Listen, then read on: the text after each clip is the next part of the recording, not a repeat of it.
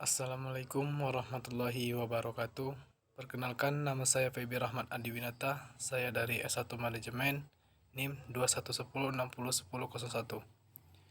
Sini saya akan menjelaskan tugas tentang bahasa Indonesia, yaitu tentang umat Nabi Muhammad SAW dijamin selamat. Tapi, baiklah, langsung saja kita akan menjelaskan materi tersebut. Keistimewaan umat Nabi Muhammad SAW. Ada beberapa alasan mengapa umat Nabi SAW begitu istimewa. Salah satu keistimewaan kepada umat Muhammad SAW ialah Allah membebaskan dari kesusahan dan belenggu yang pernah menimpa umat-umat sebelumnya. Pada umat sebelumnya, misalnya, jika seseorang berbuat kesalahan, Allah langsung menimpakan siksa tanpa ampun. Hal ini terjadi dalam banyak kasus seperti kaum Nuh, Ad, Samud, kaum Ibrahim, penduduk Madyam. Quran Surah At-Taubah ayat 70. Kesulitan umat terdahulu.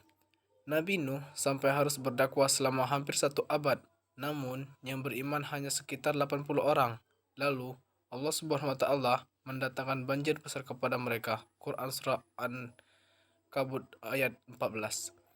Begitu pula dengan Nabi Hud yang ditulus kaum Ad saat mereka mendustakan kesalahan Nabi Hud. Allah mendatangkan angin yang dahsyat serta gemuruh yang menggelegar hingga mereka tertimbun pasir dan akhirnya binasa. Quran Surah Fussilat ayat 13.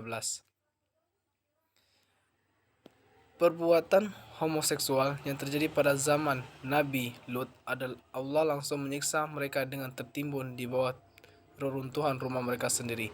Quran Surah Asy-Syu'ara ayat 160. Firaun yang menindas kaum Bani Israel dan mengaku sebagai Tuhan, Allah binasakan diri dan bala tentaranya di Laut Merah. Quran Surah Al-Baqarah ayat 50.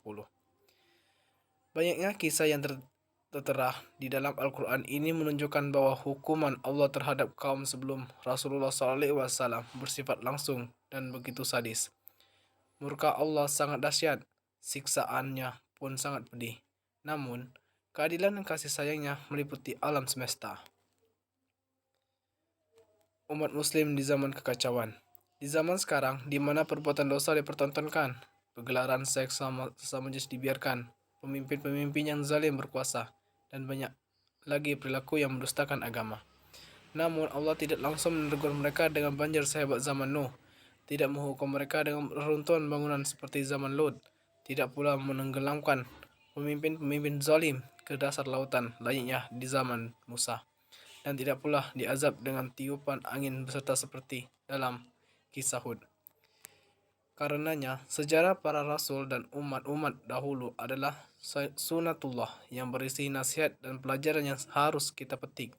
Salah satu pelajaran dari kisah umat terdahulu ialah Allah selalu memberikan kesempatan untuk bertaubat kepada kaum Nabi Muhammad SAW. Memetik hikmah. Keistimewaan ini tidak dapat kaum terdahulu. Misalnya, satu-satunya jalan bertaubat di zaman Nabi Musa ialah dengan bunuh diri. Quran Surah Al-Baqarah ayat 54.